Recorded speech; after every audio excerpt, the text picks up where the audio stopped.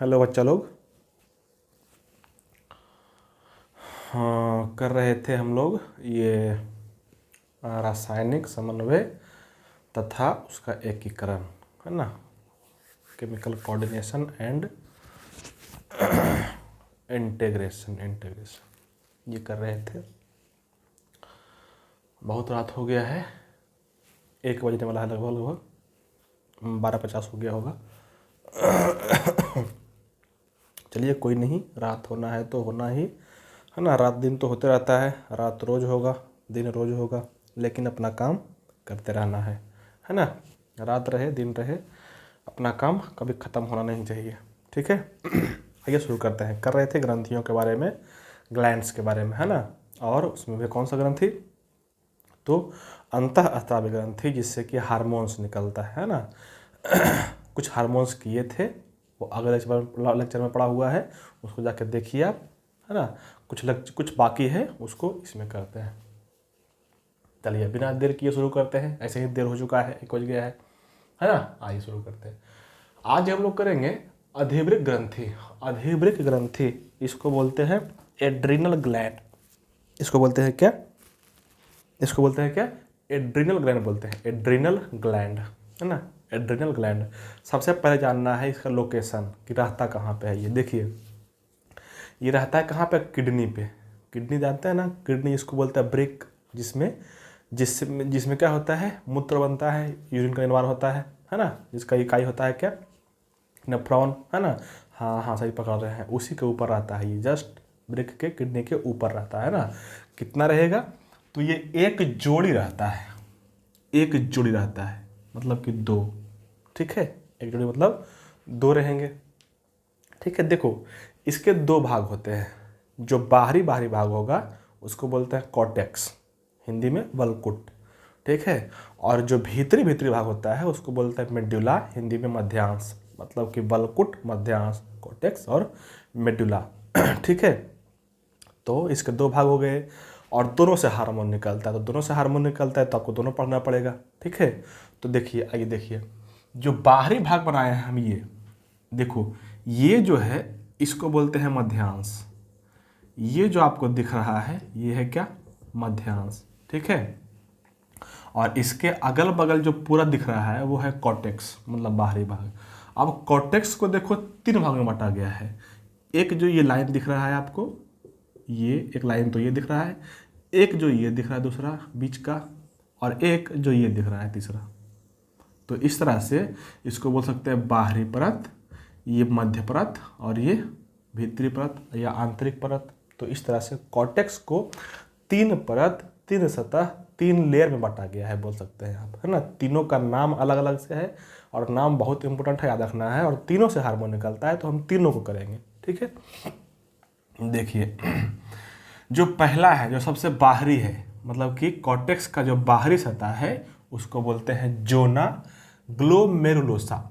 उसको बोलते हैं क्या, जोना ग्लोमेरुलोसा, है ना। जोना ग्लोमेरुलोसा, है ना। टेढ़ा नहीं है, थोड़ा सा बड़ा है, लेकिन 1-2 बार पढ़िएगा, याद करिएगा तो याद हो जाएगा। मुश्किल कुछ नहीं है ना, मुश्किल कुछ नहीं है, ठीक है। तो नाम रखना है क्या, जोना ग्लोमेरुलोसा, ठीक है। अब देखो, जोना ग्लोमेरुलोसा से बहुत सारे हार्मोन्स निकलते हैं, है ना। बहुत सारे हार्मोन्स निकलते हैं, और उस सब को मिला करके बोला जाता है मिनरलोकॉर्टिकोक्वाइट्स। मतलब कि सारे हार्मोन्स के ग्रुप को बोला जाता है क्या, मिनरलोकॉर्टिकोक्वाइट्स, मिनरलोकॉर्टिकोक्वाइट्स, ठीक है। तो ये आपको याद रखना है कि मिनरलोकॉर्टिकोक्वाइट्स कहाँ से निकलता है, तो कॉर्टेक्स के किस सतह से, तो बाहरी सतह से। बाहरी सतह का नाम क्या है, तो जोना ग्लोमेरुलोसा, ठीक है। अभी देखिए, मिनरलोकॉर्टिकोक्वाइट्स में जो सबसे प्रमुख हार्मोन है, जो मेन हार्मोन है, उसको बोलते हैं क्या, एल्डोस्टेरॉन। ये आपको बहुत इंपॉर्टेंट है, इसको रखना है ना, कि एल्डोस्टेरॉन कहाँ से निकलता है, तो कॉर्टेक्स के किस भाग से, तो बाहरी सतह से, है ना। इसका नाम क्या है, एल्डोस्टेरॉन। इसी में से एक सबसे प्रमुख है एल्डोस्टेरॉन, ठीक है। अब इस एल्डोस्टेरॉन का कार्य क्या क्या है, फंक्शन क्या है, क्या करता है हमारे बॉडी में निकलता है, तो है ना, ये करना है। तो आपको ये या तो रहे आपको कि मिनरलोकॉर्टिकोक्वाइट्स का फंक्शन रहे बोलो, या एल्डोस्टेरॉन का फंक्शन बोलो, दोनों का फंक्शन वही है, क्योंकि यही वो है, ठीक है, इसी में से एक ये है। देखिए इसका फंक्शन क्या है। एल्डोस्टेरॉन बोले या मिनरलोकॉर्टिकोक्वाइट्स बोले तो इसका मतलब क्या होता है। अच्छा ये देखो हार्मोन जो है ये कैसा है, मिनरल, इसका नाम देखिए क्या है, यहाँ पे लिखा मिनरल, यहाँ पे लिखा कॉर्टिको और यहाँ पे लिखा हुआ क्वाइट्स। मिनरल का मतलब होता है ये क्या करता है, मिनरल्स जो हम लोग खाना खाते हैं, भोजन के रूप में भोजन खाते हैं, मिनरल्स, खनिज लवण है ना, उसका उपापचय में हेल्प करता है, ये उपापचय करता है ये किसका, मिनरल्स का, इसलिए इसका नाम रखा गया है क्या, मिनरल्स। मेन काम है, बाकी बहुत सारे काम है, लेकिन मेन काम है क्या, मिनरल्स का उपापचय। कॉर्टिको का मतलब हो गया कॉर्टेक्स से निकलता है, इसलिए इसको नाम दिया गया कॉर्टिको। और क्वाइट्स मतलब होता है वसा या लिपिड। मतलब कि ये जो हार्मोन है ना एल्डोस्टेरॉन या मिनरलोकॉर्टिकोक्वाइट्स, वो वसा प्रकृति का है। देखो हार्मोन कई प्रकृति के होते हैं, कोई प्रोटीन प्रकृति का होता है, कोई वसा प्रकृति का होता है, कोई अमाइनो एसिड प्रकृति का होता है, तो अलग अलग प्रकृति के होते हैं, है ना। तो ये जो हार्मोन है एल्डोस्टेरॉन, ये कैसा प्रकृति का है, वसा प्रकृति का। तो ये आपको देखना है, कॉट्स जो बड़ा है वो इसी से आया है, ठीक है। अब इसका फंक्शन देख लेते हैं क्या क्या करता है ये। अभी बोल रहे हैं मिनरल्स का नाम ही इसका इस नाम पे पड़ा हुआ है, इसका क्या करेगा, खनिज का क्या करता है, उपापचय करता है। मतलब कि हमारे भोजन में जितने भी खनिज रहते हैं, है ना, सोडियम हो गया, पोटासियम हो गया, कैल्शियम हो गया, फास्फोरस हो गया, जितना भी हम भोजन के रूप में लेते हैं, सबका क्या करता है, उपापचय क्रिया में हेल्प करता है। मेजर फंक्शन इसका ये है, मुख्य काम ये है। इसके अलावा भी बहुत सारे काम करते हैं, तो आपको सब रखना है। ऐसा नहीं है कि नीट वगैरह में कोई एग्जाम देते हैं एम्स वगैरह का तो सिर्फ यही पूछेगा, नहीं, सारे पूछ सकते हैं, क्योंकि सबका एनसीईआरटी में जिक्र किया हुआ है। तो कम से कम एनसीईआरटी तो पढ़ना ही है ना, जहाँ तक हो सकता है आगे ही पढ़ें। दूसरा फंक्शन इसका है डीसीटी से जल एवं सोडियम आयन का पुनरावशोषण करता है। दूसरा फंक्शन क्या बोले हैं, डीसीटी से जल एवं सोडियम आयन का पुनरावशोषण करता है। डीसीटी का मतलब हो गया डिस्टल कन्वोल्यूटेड ट्यूब। ये कहाँ पे रहता है, ये रहता है नेफ्रॉन का एक जो संबंधित नलिका होता है ना, वहीं पे है वो, है ना। ब्रेक के अंदर में जो नेफ्रॉन है, नेफ्रॉन में होता है एक डीसीटी, है ना, जिसको बोलते हैं दूरस्थ संबलित नलिका, है ना। तो डीसीटी क्या करता है, जल और सोडियम आयन का पुनरावशोषण करवाता है। इसको अच्छे से रखना, बहुत बढ़िया क्वेश्चन बनता है यहाँ से, ठीक है। अगला फंक्शन है पोटेशियम तथा फॉस्फेट। एक हो गया पोटेशियम और एक हो गया फॉस्फेट। इस दोनों का उत्सर्जन में हेल्प करता, उत्सर्जन करवाता है, पोटेशियम और किसका, फॉस्फेट का। तो ये भी याद रखना है यहाँ से। और कुछ मात्रा में और जो है, जैसे विद्युत अपघट्य हो गया, हमारे बॉडी में विद्युत अपघट्य हमेशा रहता है ना। उसी के माध्यम से जो है हमारे बॉडी में मैसेज का संचार होता है। जैसे हमको यहाँ पे मान लो मच्छर काटा, तो हमारे यहाँ से जाएगा, वहाँ से इस तरह से हाथ से निकल जाएगा, कहाँ पे मस्तिष्क में जाएगा ना, मैसेज, है ना, संकेत जाएगा ना। तो किस फॉर्म में जाता है वो इलेक्ट्रिक फॉर्म में जाता है ना। तो उसको भी बैलेंस करता है कौन, उसी को बोलते हैं क्या, विद्युत अपघट्य, है ना। उसके फॉर्म में जाता है, तो ये क्या हो जाएगा, विद्युत अपघट्य को भी बैलेंस करता है, कंट्रोल करता है। इसके अलावा हमारे बॉडी में जो टेम्परेचर होता है, तापमान होता है हमारे बॉडी का, उसको कंट्रोल करता है। और परासरणी दाब जो होता है, परासरण दाब जो होता है, जिसको बोलते हैं ऑस्मोटिक प्रेशर, इसको भी कंट्रोल करता है। और इसके अलावा रक्तदाब जो हमारे बॉडी के अंदर होता है, रक्तदाब जिसको बोलते हैं ब्लड प्रेशर, उसको भी कंट्रोल करता है। तो ये सारे काम आपको रखना है अच्छे से, ठीक है। एक बार फिर रिपीट कर लेते हैं। सबसे कॉर्टेक्स का सबसे बाहरी भाग क्या हो गया, जोना ग्लोमेरुलोसा। इससे जो हार्मोन निकलता है उसको समूह को बोलते हैं मिनरलोकॉर्टिकोक्वाइट्स। इसमें जो प्रमुख हार्मोन है उसका नाम क्या है, एल्डोस्टेरॉन। एल्डोस्टेरॉन का फंक्शन क्या है, कार्य क्या है, तो खनिज उपापचय करता है। डीसीटी से जल एवं सोडियम आयन का पुनरावशोषण करता है। तीसरा फंक्शन हो गया क्या, पोटेशियम तथा फॉस्फेट का उत्सर्जन करता है। इसके अलावा विद्युत अपघटन करता है, शरीर का ताप बैलेंस करता है, परासरणी दाब बैलेंस करता है और रक्त दाब को भी बैलेंस करता है। ये सारे फंक्शंस किसके हो गए, एल्डोस्टेरॉन के, ठीक है। ये हो गया बाहरी परत कॉर्टेक्स का। अब कॉर्टेक्स का जो मध्य परत है उसका नाम है, यहाँ पे देखो लिखे हैं, जोना फेसिक्यूलेटा। जोना फेसिक्यूलेटा, इसका नाम क्या है, जोना फेसिक्यूलेटा। ये मध्य भाग है, ये जो दिख रहा है ना, ये इस तरह से ये है मध्य भाग, है ना। इसका नाम क्या है, जोना फेसिक्यूलेटा, है ना। और इससे जो हार्मोन निकलता है उसको बोलते हैं ग्लूकोकॉर्टिकोक्वाइट्स। ग्लूकोकॉर्टिकोक्वाइट्स, है ना। ये हार्मोन्स का समूह है और इसमें से जो प्रमुख हार्मोन है उसका नाम क्या है, कॉर्टिसोल, है ना। तो कॉर्टिसोल कहाँ से निकल रहा है, मध्य स्तर से निकल रहा है, मध्य स्तर से, जिसको बोलते हैं क्या, जोना फेसिक्यूलेटा, ठीक है। अब इसका फंक्शन क्या है, इसके बहुत सारे फंक्शंस हैं, देख लो। पहला फंक्शन देखो, इसका नाम ही है क्या, ग्लूकोकॉर्टिकोक्वाइड्स। तब फिर से वही क्या करेगा, ये ग्लूकोज का क्या करेगा, उपापचय करेगा। ग्लूकोज का पाचन नहीं, गलत बात है, पाचन नहीं करेगा, उपापचय करता है। उपापचय का मतलब होता है जो हम बॉडी में ग्लूकोज खाए उससे जो एनर्जी बनता है ना, तो एनर्जी बनाने का जो फंक्शन होता है वो करता है, उसको बोलते सकते हैं आप उपापचय, है ना, वो उपापचय है, ना कि पचना है उपापचय। पचना उपापचय नहीं है, मतलब पचना भी है लेकिन अलग है वो, ठीक है। तो ये क्या करेगा, ग्लूकोज का पाचन करेगा, या सॉरी ग्लूकोज का क्या करेगा, उपापचय करेगा। एक तो हो गया क्या, ग्लूकोज का उपापचय करेगा, और एक और है याद रखना, कार्बोहाइड्रेट का भी उपापचय यही करता है, क्योंकि ग्लूकोज के बहुत सारे चेन श्रृंखला मिलकर बनाता है क्या, कार्बोहाइड्रेट, है ना। तो ग्लूकोज बोले या कार्बोहाइड्रेट बोले, दोनों का उपापचय करता है कौन, ग्लूकोकॉर्टिकोक्वाइड्स, ठीक है। इसके अलावे इसका जो मेजर फंक्शन है उसका ये है कि हमारे बॉडी में जो ग्लूकोज है, हमारे बॉडी में जो ग्लूकोज है उसको बदल देता है किसमें, ग्लाइकोजन में। ये बहुत बढ़िया काम है इसका, है ना। ग्लूकोज जो है किसको बदल देता है, किसमें बदल देता है, ग्लाइकोजन में। अब जैसे हम जितना खाना खाए उतना का ऊर्जा नहीं बन पाया, उतना ग्लूकोज का ऊर्जा नहीं बन पाया, तो ग्लूकोज कहाँ जाएगा, रक्त में रहेगा तो डायबिटीज हो जाएगा, है ना। तो क्या करता है, उस ग्लूकोज को, फालतू ग्लूकोज को बदलता है किसमें, ग्लाइकोजन में। ये बहुत बढ़िया क्वेश्चन है, इसको जोर से याद रखना है ना। ग्लूकोज को बदलेगा किसमें, ग्लाइकोजन में, है ना। इसके अलावे ग्लाइकोजन संश्लेषण करता है ना। देखो तो अगर हम बोले कि ग्लूकोज से ग्लाइकोजन बन रहा है तो ग्लाइकोजन संश्लेषण हो रहा है ना, एक तरह से ग्लाइकोजन बन रहा है ना हमारे बॉडी में, है ना। तो ये भी याद रखना, ग्लाइकोजन का संश्लेषण करता है।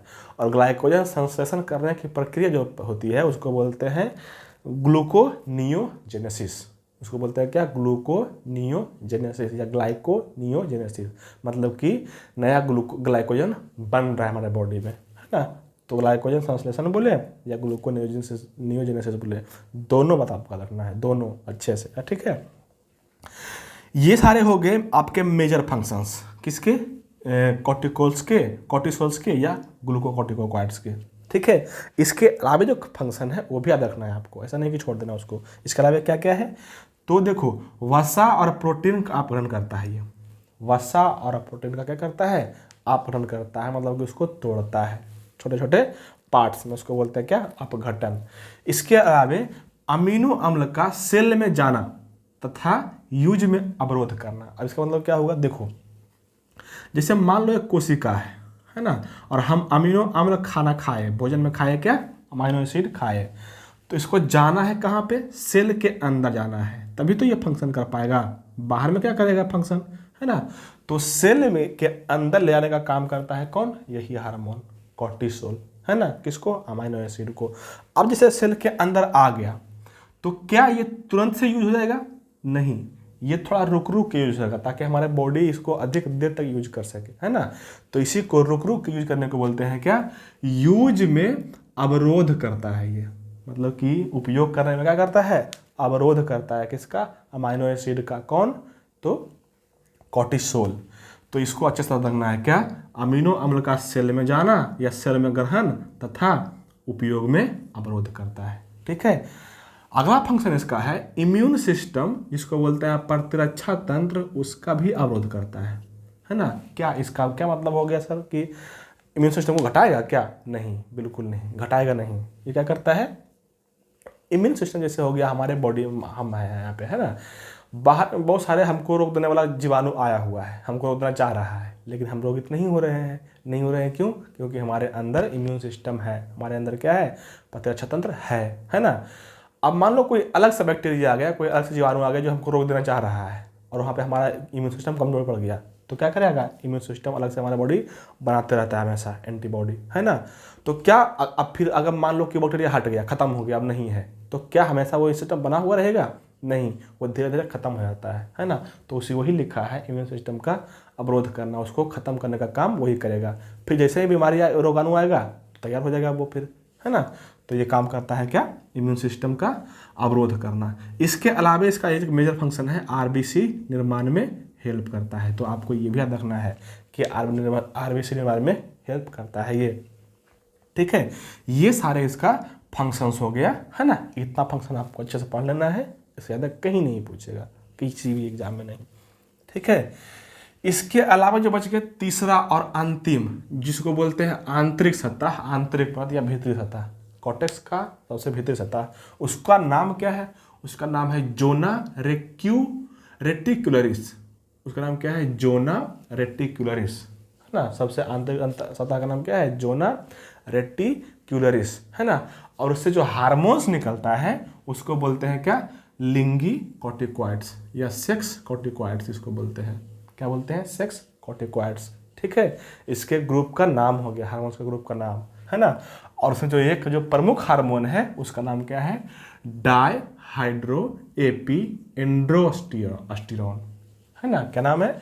डायहाइड्रो एपी एंड्रोस्टेरोन, इसका नाम है। ठीक है, तो नाम भी आपको याद रखना है ना। इसका फंक्शन क्या है? ये क्या करता है सर? तो ये करता है एक्सियल हेयर, देखो यहाँ पे लिखे हैं एक्सियल हेयर, प्यूबिक हेयर और फेशियल हेयर, इस तीनों हेयर का निर्माण करता है, बनाने में हेल्प करता है, बनवाता है ना। एक्सियल हेयर का मतलब हो गया अंडर आर्म, जो बाह के नीचे में, आर्म के नीचे में बाल होता है ना, उसको बनाने का काम करता है, उसको बोलते हैं एक्सियल हेयर, है ना, हेयर। दूसरा है प्यूबिक हेयर, जनन अंग के ऊपर बाल रहता है, बाल आ जाता है ना, जब हम युवावस्था में आते हैं 16-17-18 वर्ष में, है ना, जब हमारे अंदर हार्मोन बनने लग जाता है, जैसे टेस्टोस्टेरोन हार्मोन हो गया, मेल में बनता है स्पेशली कौन? टेस्टोस्टेरोन। फिर फीमेल में बनता है कौन? एस्ट्रोजन हार्मोन बनता है। कौन बनता है? एस्ट्रोजन।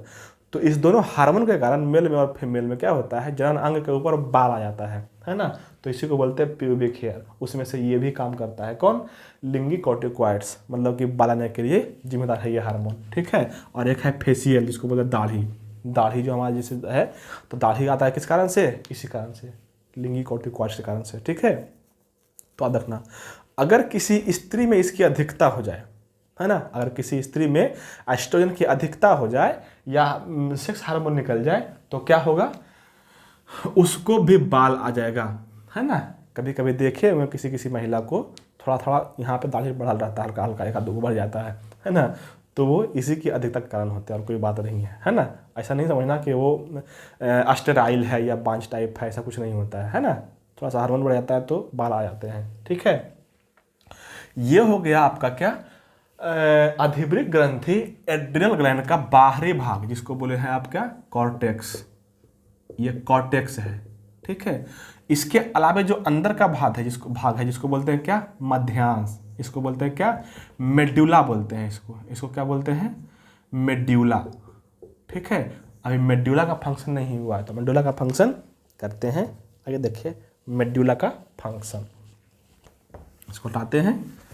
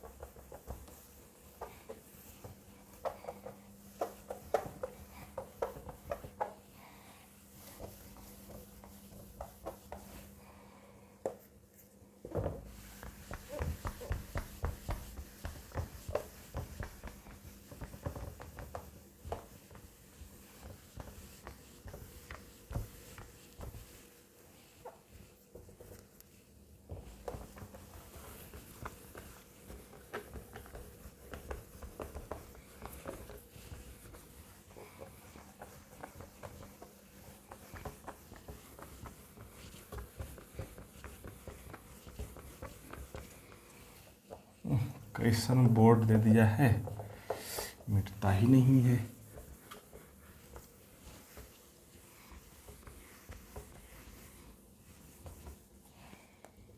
हो गया।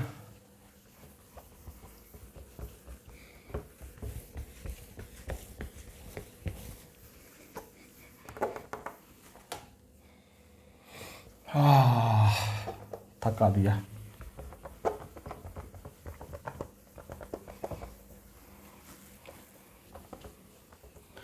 चलिए ठीक है।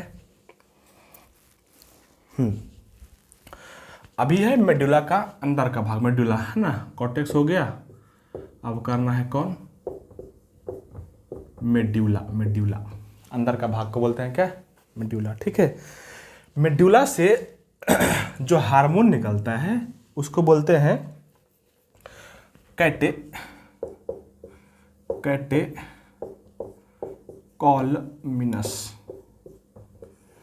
इसका नाम क्या है, कैटेकोलमिनस। ठीक है, कैटेकोलमिनस। ठीक है, कैटेकोलमिनस, हाँ ठीक है। कैटेकोलमिनस जो है, इसमें दो तरह के हार्मोन्स होते हैं, दो तरह के हार्मोन्स का ये समूह है ना।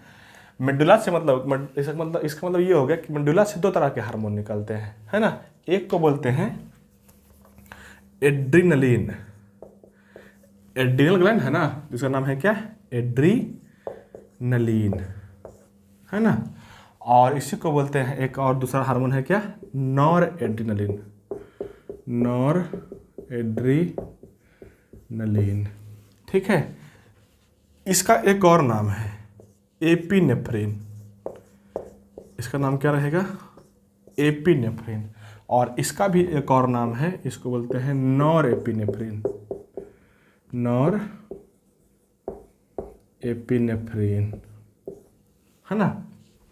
तो दो नाम है ना, या तो एड्रेनलिन नॉर एड्रेनलिन, या तो एपिनेफ्रिन नॉर एपिनेफ्रिन।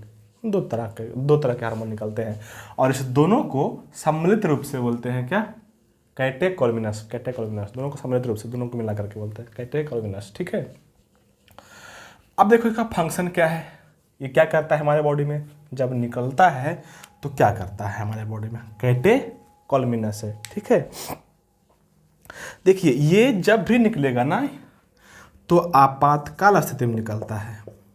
कब निकलेगा, आपातकाल में, है ना, या बोलना तनाव के समय। कब निकलेगा, तनाव के समय, तनाव के समय, है ना, या डर के समय। डर जब हम किसी जाते हैं ना, है ना, एकाएक कोई सा अनहोनी घटना हो गया जिसका हम कभी एक्सपेक्ट नहीं किए थे, वैसा घटना हो जाए, है ना, मतलब कि अचानक से कोई घटना हो जाए जिसको हम कभी सोचे नहीं थे कि ऐसा हो भी सकता है ना। तो ऐसी घटना के में क्या होता है, हम टेंशन में आ जाते हैं, डर जाते हैं, या उसको बोलते हैं क्या, आपातकाल स्थिति में। तो ये हार्मोन जब भी निकलेगा तो क्या, कब निकलेगा, आपातकाल स्थिति में। इसीलिए इस हार्मोन का नाम है क्या, आपातकालीन हार्मोन इसका नाम है। एड्रेनलिन का एक और नाम क्या है, आपातकालीन हार्मोन। क्या नाम है, आपातकालीन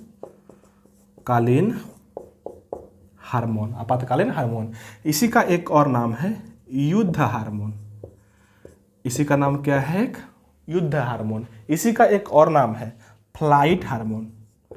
इसी का नाम क्या है, फ्लाइट हार्मोन, है ना। जैसे कोई युद्ध कर रहा है ना, तो भी क्या है, आपातकाल स्थिति है, आपातकाल स्थिति ही है ना। तो इसलिए उसको बोला जाता है क्या, युद्ध हार्मोन। या कोई जैसे फ्लाइट में गया तो डर गया, है ना, ऐसा तक ना, कोई फ्लाइट में गया ना पहली बार तो क्या हो गया, डर गया, है ना, इसलिए उसको बोला जाता है क्या, फ्लाइट हार्मोन, है ना। इसी का एक और नाम है, कहाँ पे लिखें, यहाँ पे लेते हैं।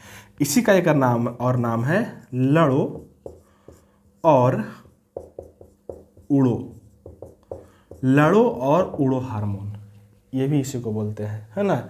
मतलब इसका क्या होगा, इसका मतलब ये हो गया कि ये आएगा, मतलब रिलीज होगा, निकलेगा, तुरंत एक्शन करेगा, तुरंत खत्म, है ना, तुरंत एक्शन करेगा, खत्म, फिर हो जाएगा, फिर उसके बाद हमेशा के लिए नहीं रहता। जैसे कहीं पे गए, कोई गया डर गया, है ना, तो जैसे अब कहीं जा रहे हैं, एक पीछे कुत्ता लग गया, आगे पीछे दोनों साइड कुत्ता लग गया, भौंकने लग गया एक, है ना, हमको लग गया कि अब काट ही लेगा, है ना। तो इस दिन क्या होते हैं, हम डर जाते हैं, डर जाने पर क्या निकलेगा, यही हार्मोन निकलेगा, कौन सा, एड्रीनलिन निकलेगा, कौन सा, एड्रीनलिन, है ना।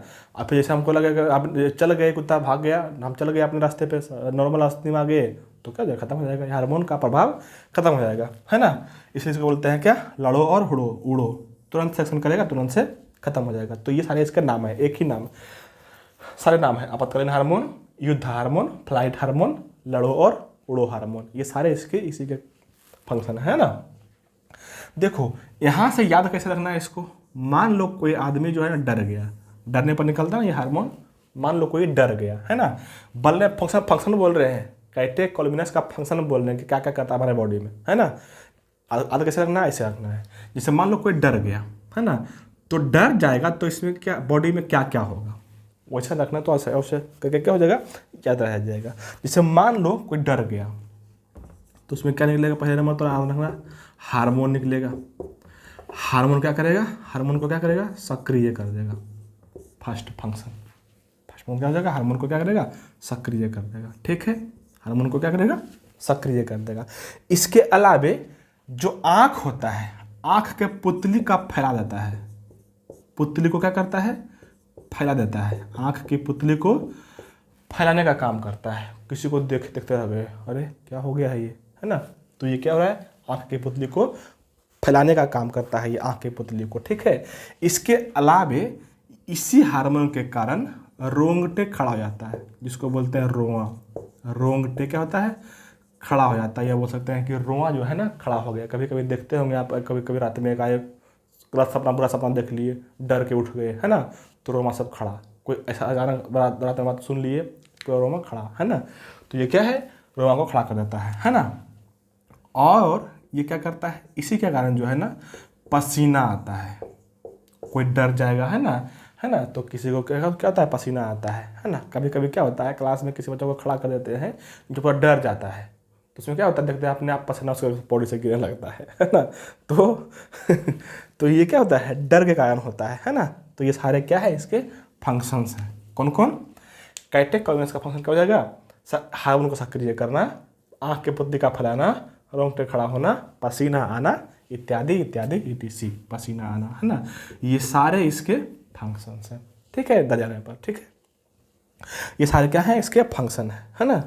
इसके अलावे क्या क्या करता है, कुछ और जो काम है उसको बोले तो देखो, अगर कोई डर गया तो क्या करेगा, इसका श्वसन दर बढ़ जाएगा। मान लो कुत्ता आया तो आने पीछे भौंकने लग गया तो डर जाएगा, डर के भागेगा, है ना।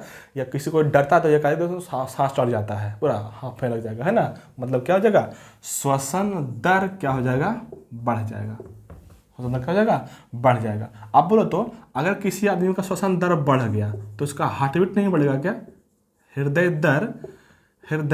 दर नहीं बढ़ेगा क्या, इसको बोलते हैं क्या आप, धड़कन, ये भी बढ़ जाएगा, है ना, धड़कन भी क्या हो जाएगा, बढ़ जाएगा, है ना। तो ये दोनों बढ़ जाएगा। अच्छा, अगर ये दोनों बढ़ गया, धड़कन अधिक धड़कने लगेगा, दिल जो है जल्दी धड़कने लग जाएगा, तो जल्दी जल्दी पंप कर रहा है रक्त को, तभी तो धड़क रहा है जल्दी जल्दी, है ना। तो जल्दी जल्दी रक्त को पंप करेगा, मतलब क्या है, रक्त दाब भी बढ़ जाएगा, रक्त दाब भी क्या हो जाएगा, बढ़ जाएगा। तो ये सारे इसके फंक्शन, रक्त दाब भी क्या हो जाएगा, बढ़ जाएगा। ठीक है, ये सारे क्या हो गए, इसके मेजर फंक्शंस हो गए, मेजर फंक्शन। ठीक है, अब देखो इसका जो काम है एक और, इसको अच्छे से रखना है ना। इसके अलावे जो है ना, ये ग्लाइकोजन जो हमारे बॉडी में जमा रहता है, ग्लूकोज पहले बदलता है किसमें, ग्लाइकोजन में। तो ये क्या करता है, ग्लाइकोजन का विखंडन करता है। मतलब क्या हुआ, ग्लाइकोजन को तोड़ देता है किसमें, ग्लूकोज में। इसको बोलते हैं क्या, ग्लाइकोजन का विखंडन करना, ग्लाइकोजन का विखंडन करना। तो ग्लाइकोजन को क्या कर देता है, तोड़ देता है, और ग्लूकोज को ला देता है किसमें, रक्त में ला देता है ना। ग्लाइकोजन को तोड़ दिया किसमें, ग्लूकोज में, और ग्लूकोज कहाँ पे आ गया, रक्त में, है ना। मतलब क्या कहता है, रक्त में, ऐसे बोले, रक्त में ग्लूकोज बढ़ाता है, रक्त में ग्लूकोज स्तर को क्या करता है, बढ़ाने का काम करता है। कौन, यही कैटेकोलिनस। ठीक है, तो यहाँ से आपको याद रखना है सारे के सारे बात। इसके अलावे एक और रखना, लिपिड और प्रोटीन, इस दोनों का उपापचय भी करता है। लिपिड और प्रोटीन का क्या करता है, उपापचय भी करता है ना। ये सारे क्या हो गए, इसके काम, इसके फंक्शंस हो गए, है ना। दोनों का संयुक्त काम है ना। इसका नहीं कि इसे इधर लिखे, इसका है, दोनों का संयुक्त काम है, एड्रेनलिन का भी और नॉर एड्रेनलिन का भी, है ना। अगर ये धड़कन को बढ़ाता है तो इसको बोल सकते हैं, धड़कन को क्या करता है, घटाता है। मतलब दोनों का क्या करता है, कंट्रोल करता है। अगर एड्रेनलिन रक्तदाब को बढ़ा रहा है तो यह क्या करेगा, घटाएगा। अगर ये क्या कर रहा है, हार्मोन सक्रिय कर रहा है तो क्या करेगा, निष्क्रिय करेगा। मतलब एक दूसरे का उल्टा फंक्शन करेगा, ठीक है। तो ये सारे क्या हो गए, इसके फंक्शंस हो गए, है ना। एड्रेनलिन और नॉन एड्रेनलिन का फंक्शन, कार्य हो गया, ठीक है।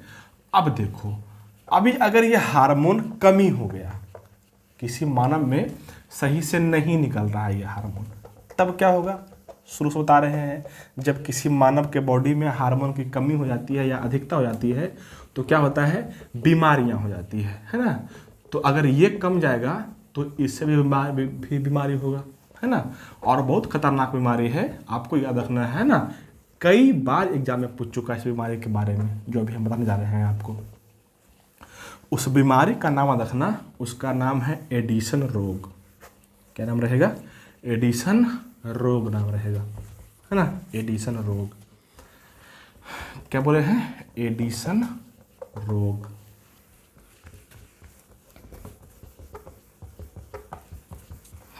देखिए, एड्रीनलिन की कमी से, कम जाएगा तो, कमी से क्या होता है, एक रोग होता है जिसको बोलते हैं क्या, एडिशन रोग। क्या बोलते हैं इसको, एडिशन रोग बोलते हैं, है ना। इस रोग में क्या होता है ना, कार्बोहाइड्रेट जो है, कार्बोहाइड्रेट जो है इसका उपापचय गड़बड़ा जाता है, उपापचय सही से नहीं हो पाता है ना। इसलिए क्या होता है, इसमें उपापचय प्रभावित बोल सकते हैं, प्रभावित हो जाता है ना। एडिशन रोग जब होगा ना, ये कब होगा, जब एड्रेनलिन सही से नहीं निकल पाएगा, मतलब कम निकलेगा, तो क्या होगा, कार्बोहाइड्रेट का उपापचय क्या हो जाएगा, प्रभावित हो जाएगा, खराब हो जाएगा, है ना। मतलब कि कार्बोहाइड्रेट सही से नहीं पाचन हो रहा है, सही से नहीं उसका यूज हो रहा है, तो क्या होगा, इस मानव में क्या हो जाएगा, कमजोरी हो जाएगा, कमजोरी होगा, थकावट होगा, है ना।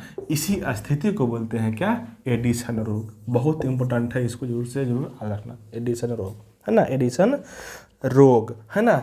इसमें और क्या होता है, बीपी कम हो जाता है, बीपी क्या हो जाएगा, ब्लड प्रेशर क्या हो जाएगा, कम हो जाएगा। इसके अलावे सोडियम तथा जल का, सोडियम तथा जल का क्या होता है, उत्सर्जन बढ़ जाएगा, उत्सर्जन क्या होगा, बढ़ जाएगा, है ना। मतलब कि बॉडी से सोडियम आयन का और जल का भी उत्सर्जन हो जाता है, मतलब घट जाता है, घट जाएगा। अब जैसे वाटर अगर बॉडी में घट गया तो क्या होगा, कब्जे तुरंत ला देगा, है ना। जिसको लेट्रिन हो जाता है 2 दिन को, उसके बॉडी में क्या होता है, वाटर की कमी हो जाती है, तुरंत से उसको पानी चढ़ाना पड़ता है ना। तो क्या होगा, उसमें क्या हो जाएगा, कमजोरी और थकान हो जाएगा। इसी स्थिति को बोलते हैं क्या, एडिशन रोग, एडिशन रोग। याद रखना इसको अच्छे से, ठीक है। एक और बीमारी होता है जिसको बोलते हैं कांस रोग, इसको बोलते हैं क्या, कांस रोग, ठीक है, कांस रोग, है ना। अगर बॉडी में सोडियम आयन, है ना, और पोटेशियम आयन की कमी हो जाए, क्या बोले हैं, सोडियम आयन और पोटेशियम आयन की कमी हो जाती है, तो उस स्थिति को बोलते हैं कांस रोग हो जाता है। क्या होता है, कांस रोग हो जाता है, ठीक है। हाँ, ये दोनों बीमारी होता है किससे, एड्रेनलिन की कमी से। अगर एड्रेनलिन अधिक हो गया तब क्या होगा, तब भी रोग होगा, है ना। उसको बोलते हैं एड्रेनलिन, उसको बोलते हैं क्या, एड्रेनलिन विरिलिज्म, एड्रेनलिन विरिलिज्म बोलते हैं उसको, एड्रेनलिन विरिलिज्म बोलते हैं, ठीक है। इसमें क्या होता है, इसमें फीमेल में बाल आ जाता है, इसको बोलते हैं दाढ़ी, है ना, दाढ़ी आ जाता है ना। और इस स्थिति में, है ना, क्या होता है, जब बाल आ जाएगा, दाढ़ी आ जाएगा ना फीमेल में, तो उसका आवाज़ भी क्या हो जाएगा, भारी हो जाएगा। आवाज़ क्या होगा, भारी हो जाएगा, आवाज़ क्या हो जाएगा, भारी, है ना। और हो सकता है अगर ज़्यादा हो गया अधिक तो क्या हो जाएगा, बांझ हो जाएगी, बांझपन का शिकार हो जाएगा स्त्री, है ना। तो ये सारे क्या होते हैं, रोग होते हैं अधिकता से, ठीक है। अधिकता से ये सारे रोग होते हैं, ठीक है। चलिए, एक और ग्रंथि है, उसको भी कर ही लेते हैं, ठीक। हाँ, एक और ग्रंथि कर लेंगे।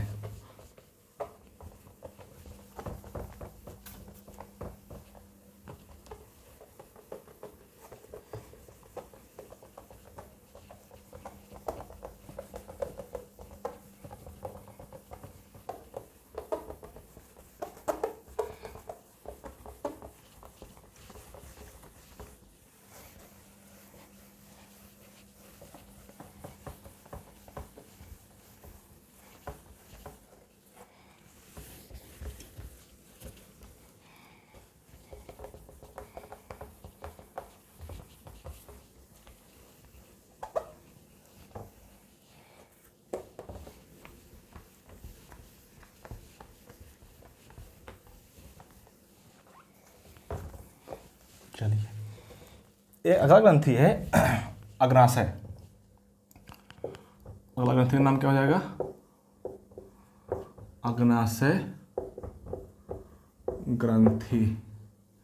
इसी को बोलते हैं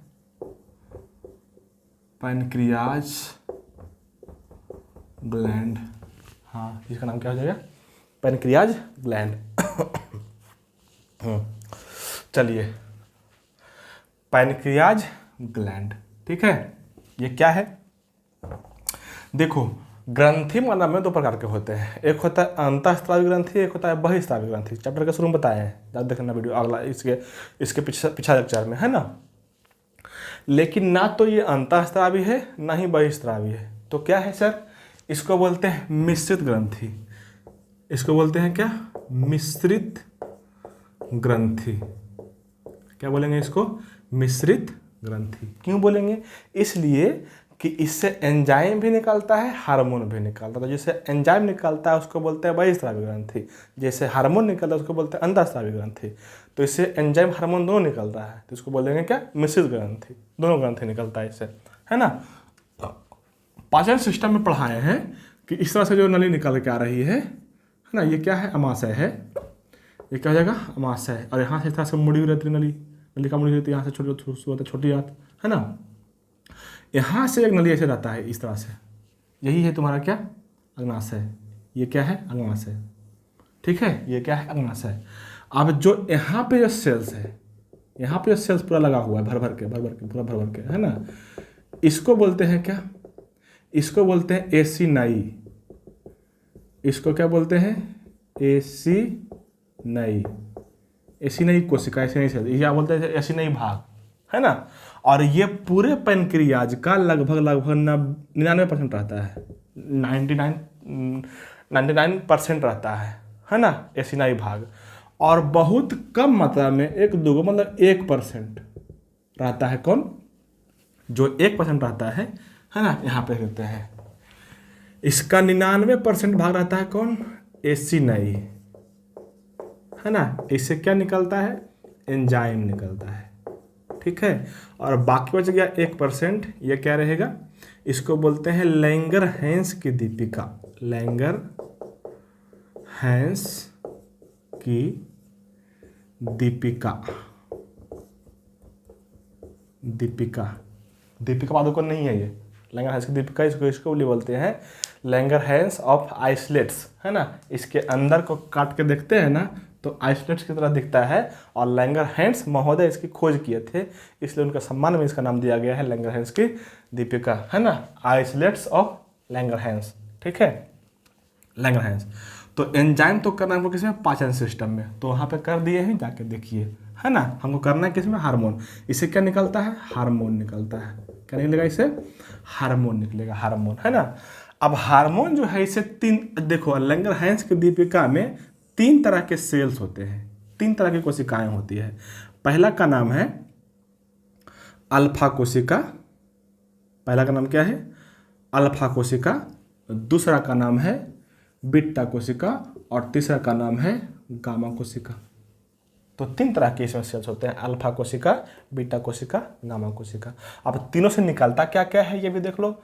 जो बीटा है इससे निकलता है इंसुलिन। जो बीटा कोशिका से क्या निकलता है? इंसुलिन। जो गामा कोशिका है इससे निकलता है ग्लूकेगॉन। इससे क्या निकलेगा? ग्लूकेगॉन, है ना। और जो गामा कोशिका है इसे निकलता है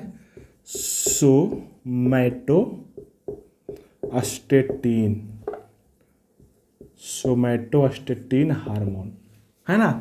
तो अल्फा से ग्लूकेगॉन, बीटा से इंसुलिन और गामा से सोमैटोस्टेटिन। इसका फंक्शन क्या है तो देखो, पहले करते हैं इसका फंक्शन, है ना। जो इंसुलिन है, क्या है? जो इंसुलिन है ना, ये रक्त में, ये क्या करेगा? रक्त में ग्लूकोज को नियंत्रित करता है। रक्त में क्या करता है? ग्लूकोज को नियंत्रित करता है। अब पूछिए कैसे करता है सर? तो ऐसे करता है, देखो इसका क्या काम है? रक्त में उपस्थित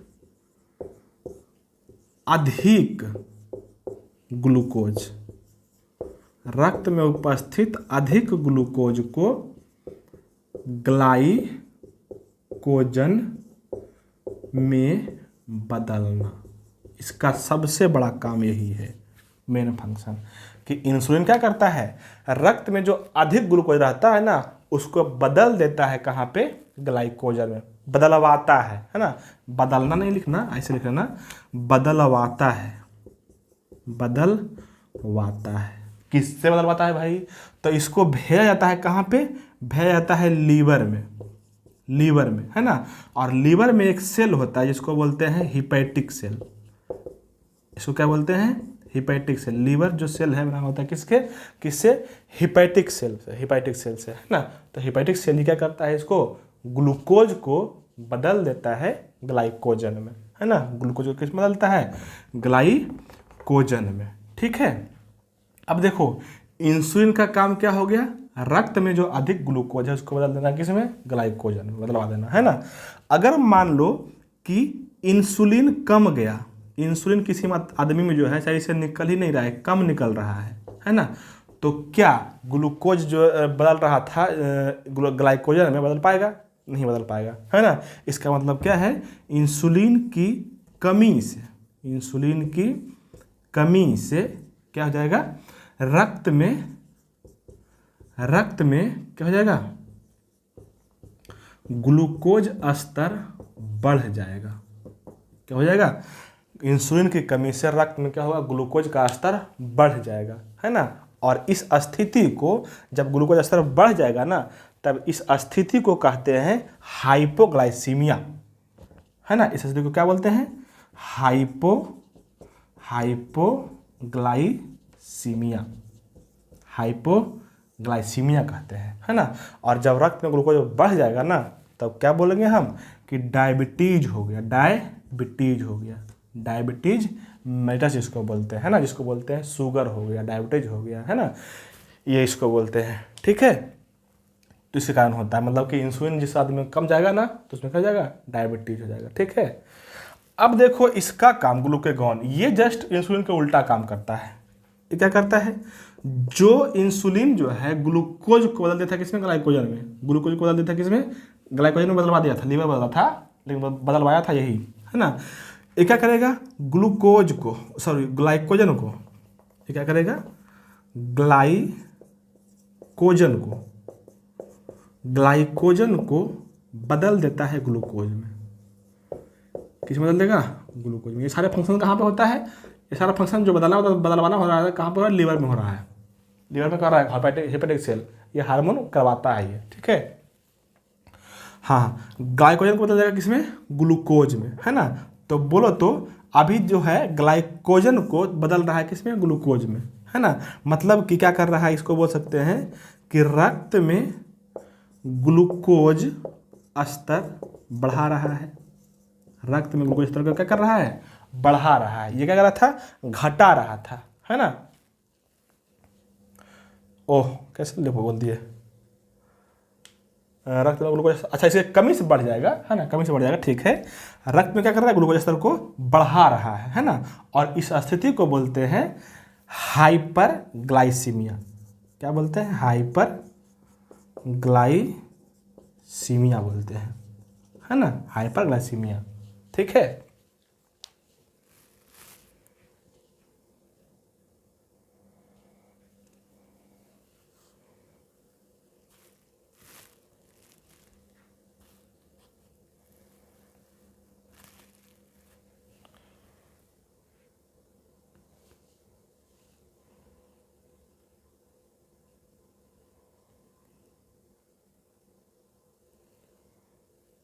चलिए ठीक है, हाँ ठीक है ना। यहाँ पे बोले हैं इंसुलिन की कमी से रक्त में ग्लूकोज बढ़ता है ना। और ये बोल रहे हैं रक्त में ग्लूकोज स्तर को क्या करता है, बढ़ाता है ना। हाँ ठीक है, इसको बोलते हैं हाइपर ग्लाइसीमिया, ठीक है। ये हो गया इस दोनों का मेजर फंक्शन। इसके अलावे जो सोमैटोस्टेटिन है ये क्या करेगा, ये जो है ना हम जो भोजन करते हैं उसके स्वांगीकरण को बढ़ाता है। ये क्या करेगा, स्वांगीकरण को बढ़ाता है। स्वांगीकरण को क्या करता है, बढ़ाता है ना। और तो और ये जो निकलता है क्या, इंसुलिन, इंसुलिन और ग्लूकेगॉन, ग्लूकेगॉन, इस दोनों को कितना मात्रा में निकलना है इसको करता है कंट्रोल। इसको क्या करता है, कंट्रोल करता है कि ना तो अधिक निकल सकता है, ना तो अधिक निकलने देगा, ना तो कम रहने देगा, है ना, दोनों काम करता है। ठीक है।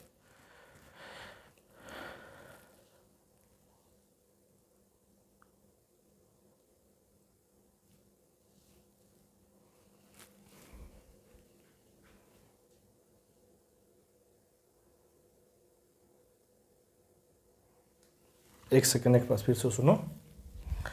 ये यहाँ पे गलती हो गया, थोड़ा सा लग रहा था। एक सेकेंड, सॉरी। देखिए यहाँ पे बोल रहे हैं रक्त में उपस्थित अधिक ग्लूकोज को ग्लाइकोजन में बदलता है, मतलब कि रक्त से ग्लूकोज को क्या करता है, घटाता है ना। रक्त से ग्लूकोज जब घटा रहा है ना, इस स्थिति को बोलते हैं हाइपोग्लाइसीमिया। इसको बोलते हैं हाइपोग्लाइसीमिया। हाँ रखना, हाइपोग्लाइसीमिया, है ना। तो रक्त से ग्लूकोज घट रहा है, रक्त में ग्लूकोज स्तर घट रहा है, तो उसको बोलते हैं हाइपोग्लाइसीमिया। जो कर रहा है इंसुलिन, है ना। और ग्लूकेगॉन क्या कर रहा है, ग्लाइकोजन को ग्लूकोज में तोड़ रहा है, मतलब कि ग्लूकोज स्तर को बढ़ा रहा है रक्त में। तो रक्त में ग्लूकोज स्तर बढ़ेगा तब उसको बोलते हैं हाइपरग्लाइसीमिया। रक्त में ग्लूकोज स्तर बढ़ रहा है तो हाइपरग्लाइसीमिया, और रक्त में ग्लूकोज स्तर घट रहा है तो उसको बोलते हैं हाइपोग्लाइसीमिया। हाइपोग्लाइसीमिया कौन करता है, इंसुलिन। हाइपरग्लाइसीमिया कौन करता है, ग्लूकेगॉन, है ना। और ये दोनों क्या करता है, सोमैटोस्टेटिन क्या करता है, दोनों को एक तरह से कंट्रोल करता है।